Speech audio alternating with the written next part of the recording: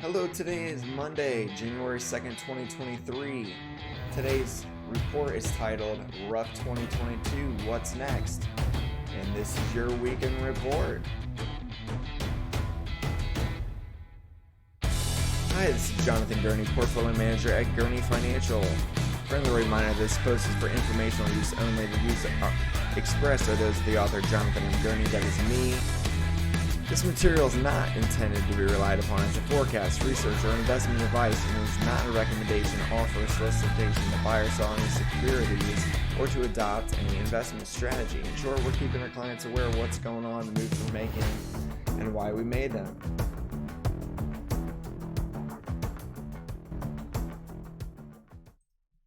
Okay, so let's hit the charts. So as most people know, if you haven't paid attention, we'll keep you updated regardless.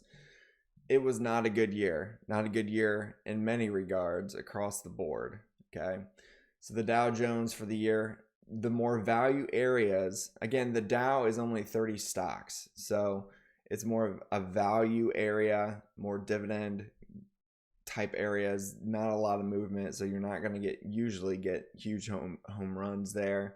That could change, obviously, but in general, it's more of a value type area, 30 stocks. So for some portfolios, that's kind of risky because it's only 30 names. But overall, it did outperform this year. Interestingly enough, the leaders over this past several years, the NASDAQ got smoked this year, 32% down. The IWM or small caps is down 20%. The SPX, which is our benchmark, was down 19.33. So how did we do? We basically tracked pretty similarly to the S&P 500. Some things that we saw early in 2021 were this.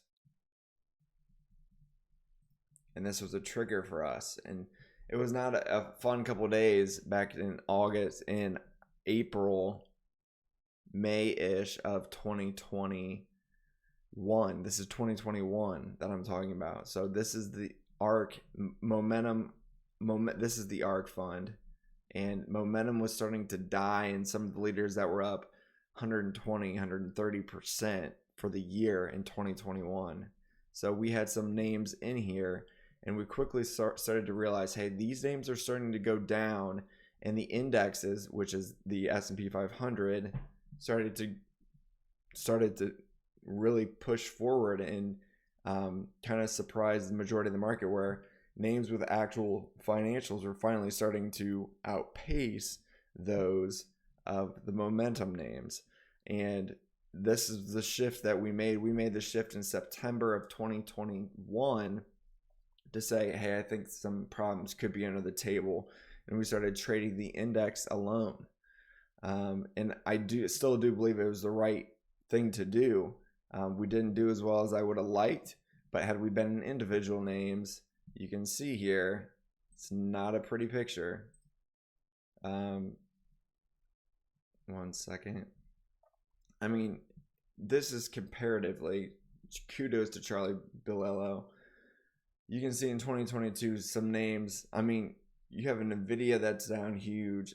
All the big names are down largely. So you compare it to other recessions, some are still saying that we still need to see these two die, Microsoft and Apple. Who knows? But I'm just giving you a comparative analysis to say, hey, this could still go down a little bit more. Is it really good risk reward long term? Yes, but it doesn't necessarily mean it's just going to get bought from here. Okay.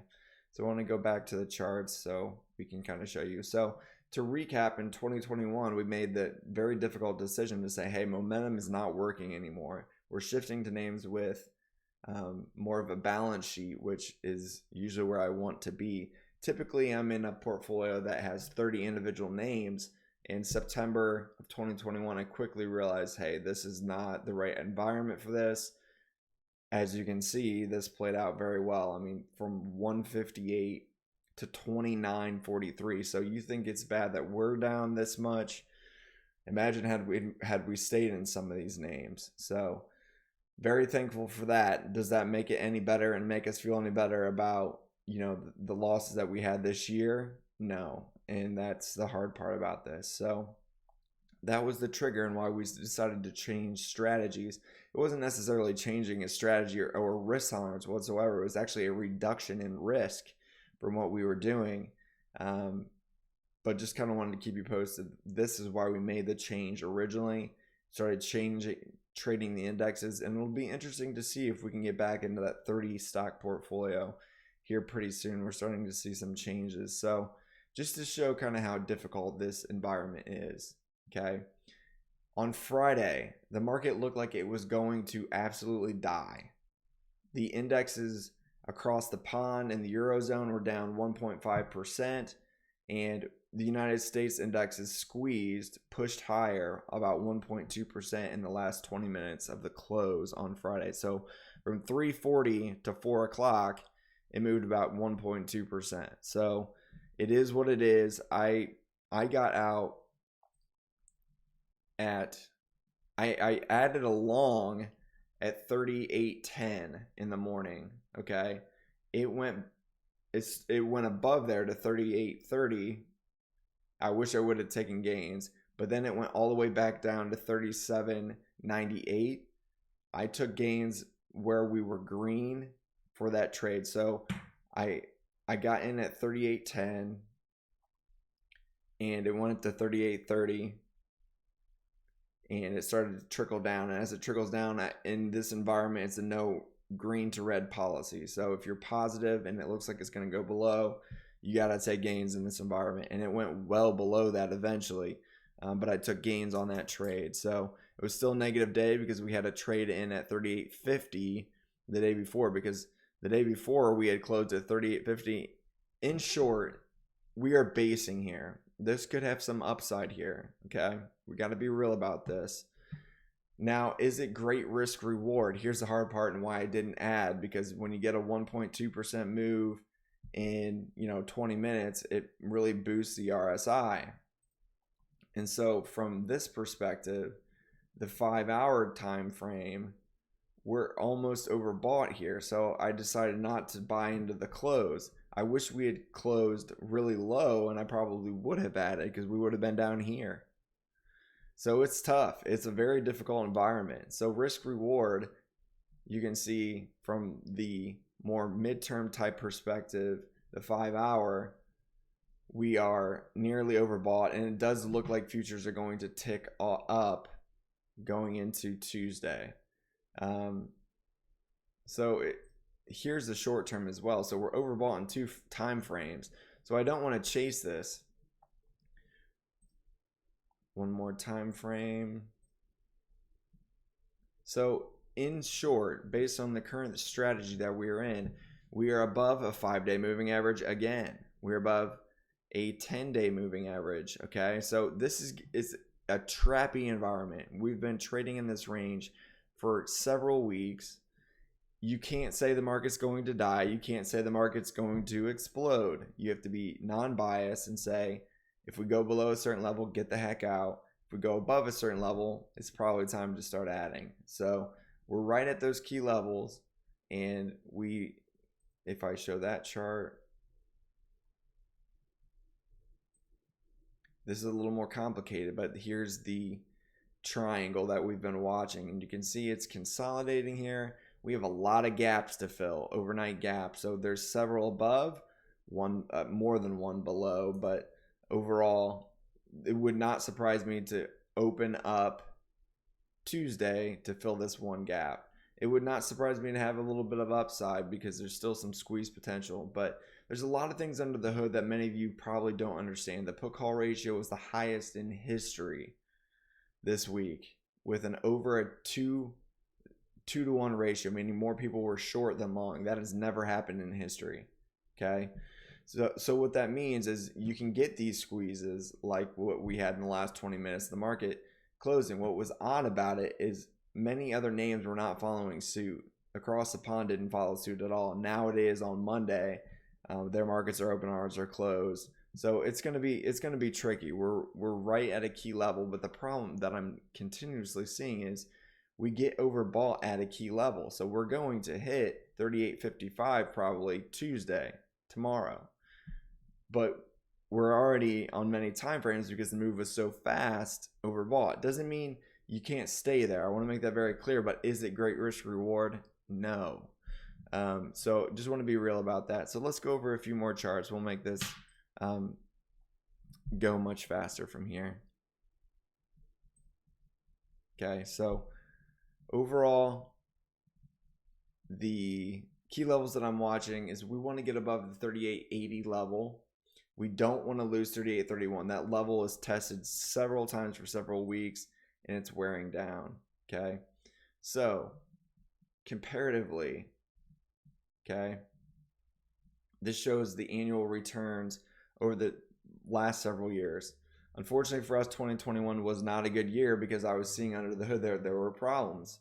And many of those names were down significantly. We were even flat for 2021. So that was really where we got hit hard, is we missed a lot of this because many of the individual names were getting smoked and seeing a recession. But the names that were holding us up, like these names right here, these names held us up in 2021. Okay, this was a recession, but in 2021 they did exceptionally well. In 2022 they finally gave up, and that's what really dictates the indexes. Okay, so overall it's not fun. You can see over the last decades the annualized returns. For planning purposes, I always plan for 6%. I have no problems expecting more than gaining more than 6%. However, it's years like this that I'm glad that I do 6% because we don't expect the world, but I think at long term this strategy will outpace the index. So if you think there was a place to hide beyond cash this year, the answer is not really. Energy did well this year. XLI did well this year, and I'll show that to you. But the 60-40 portfolio, which many people view as a safe haven, was down 17.5% and was down 30% at one point this year. So if you think that there was a great place to hide this year, a 60-40 portfolio means 60% equities, 40% bonds. TLT got smoked.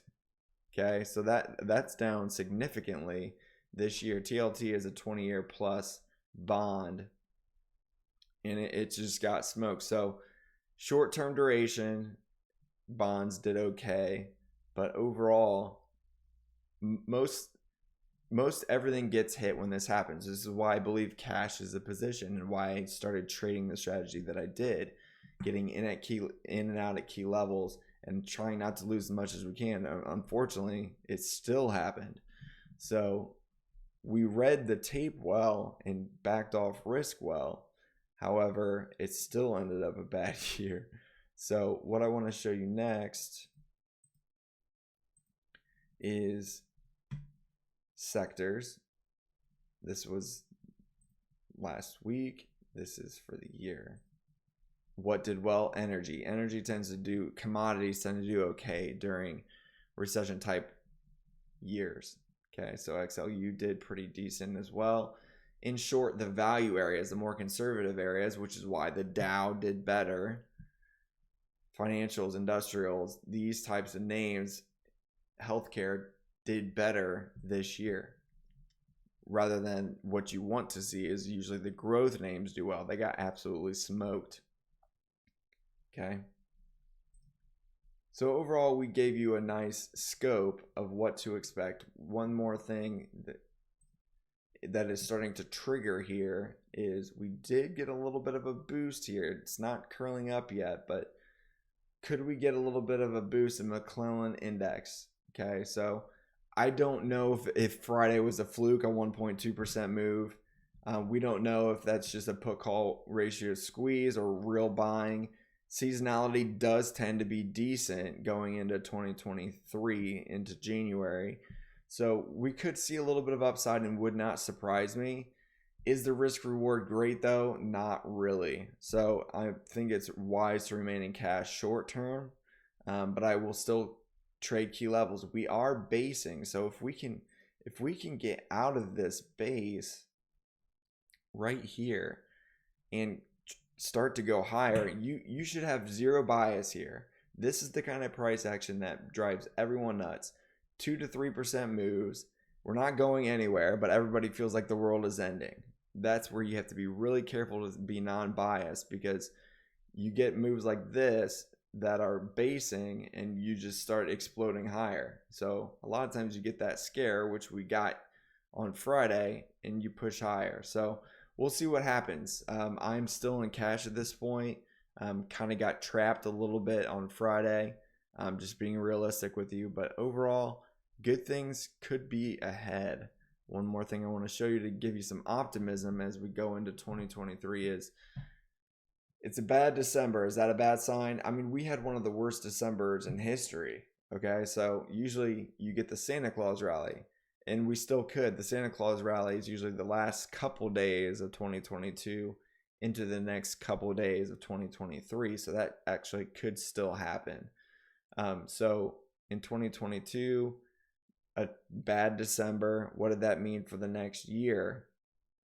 The 1 month return, 3 month return. So in general, it's usually a good sign when you have a bad December. It usually leads to good things for the next year.